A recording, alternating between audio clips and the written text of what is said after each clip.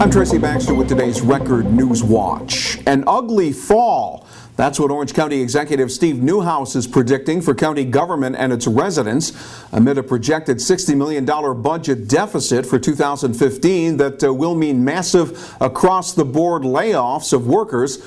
That's due to begin August 1st with plans to cut between 50 and 100 county employees. Fine. I mean, this is a real situation at the end of this budget crisis. You're going to see, I think, an ugly fall. It's going to be a rough fall. I don't intend to go above the tax cap with the budget. The legislative leadership has instructed me not to as well.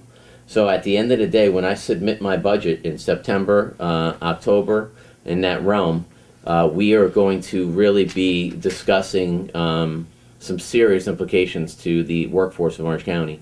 I think you're going to see across-the-board layoffs. That workload for the remaining individuals is going to increase and go higher, so we can have a significant impact on the public. I believe we will. Not could, I think we will. The county executive's assessment came during a meeting Thursday with the Times-Herald-Record editorial board. Neuhaus predicted as many as 600 total layoffs this year, representing almost a quarter of the county's budgeted positions. And he called the situation a, quote, self-induced mess, saying the previous administration and legislature repeatedly put off painful austerity measures that Neuhaus says should have started during the economic downturn. An Ulster County Grand Jury's handed up an indictment against a Port Ewan man for his role in a shooting incident in Kingston back on June 3rd. 20-year-old Devin Gray was indicted on weapons possession and reckless endangerment charges. Police say Gray fired an assault weapon during a shootout with Eric Harris near the Stuyvesant Charter apartment complex. Gray was wounded. Harris was charged with attempted murder. A grand jury has yet to review his actions. If he is convicted, Gray faces up to 15 years in prison. Despite the emergence of Orange County applications and the loss of 2 Sullivan County project proposals, those who attended last night's Sullivan County Chamber of Commerce game night remain hopeful Sullivan will still hit the casino jackpot when the Gaming Commission decides where to locate casinos throughout the state. And despite all those casino license applications in Orange County, people like Randy Resnick, the owner of Bernie's Holiday Restaurant in Rock Hill, are keeping the faith. The intent of the legislation was written for us. I mean, that's really what it comes down to. I mean, we're hoping that the governor follows through with, and the signing commission followed through with the intent of the legislation, and that they don't just chase the dollars that are offered down in Orange County. We also have been more prepared than any of these other potential sites.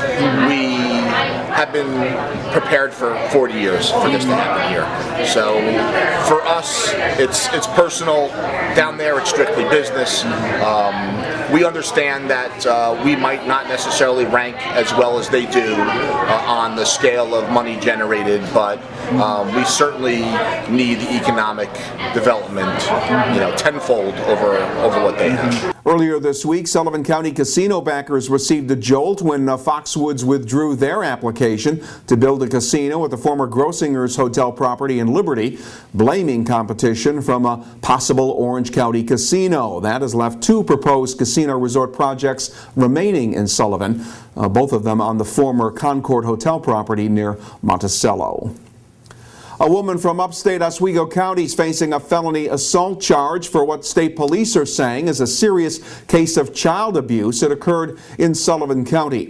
21-year-old Sandra Hansen was taken into custody following an investigation that determined her 3-year-old son had been seriously hurt. Child is currently listed in critical condition at a regional trauma center with numerous internal and external injuries.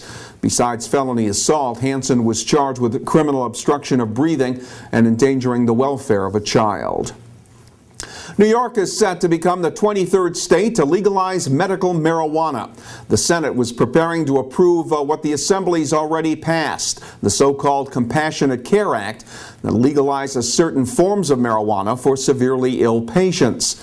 The legislation does not allow the drug to be sold in plant form or smoked, but it can be administered through a vaporizer or in an oil base. Governor Andrew Cuomo has indicated that he will sign the measure when it reaches his desk. Medical marijuana has the capacity to do a lot of good for a lot of people who are in pain and who are suffering and are in desperate need of a treatment that can provide relief. Some of these cases are the most heart-wrenching cases you've ever heard. You're dealing with children with epilepsy, babies. So there are certainly significant medical benefits that can be garnered. At the same time, it's a difficult issue because there are also risks that have to be averted, public health risks, public safety risks, and we believe this bill strikes the right balance. Doctors will have to undergo training to be eligible to prescribe the drug. And doctors could face a felony charge if they write fraudulent prescriptions. Patients who sell their prescribed marijuana could face a misdemeanor charge. As a result of legislation passed by the state legislators, low-ranked teachers in the state won't be at risk of losing their jobs based simply on their students' performance on the new Common Core tests, at least for a few years. State Teachers Union President Karen McGee says approval of the safety net bill provides a reset button that ensures teachers won't be unfairly judged based on the controversial new Common Core standards. The bill aims to prevent teachers labeled ineffective or developing from facing termination or a denial of tenure based solely on student test scores. A Poughkeepsie woman is in trouble with the law after reportedly sending threatening messages to a witness to a crime. 40-year-old Paula Hernandez was charged with intimidating a witness, according to state police and the town of New Paltz Police Department. She sent the threatening messages to the witness of a crime that occurred in the town of New Paltz back in March. Hernandez was released pending a town of Lloyd court appearance on Tuesday.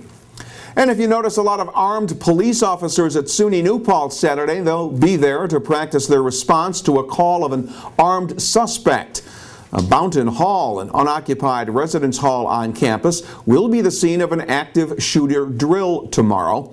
The drill will give police officers and emergency responders from several area departments the chance to stay up to date on the newest procedures in case they're called to the real thing.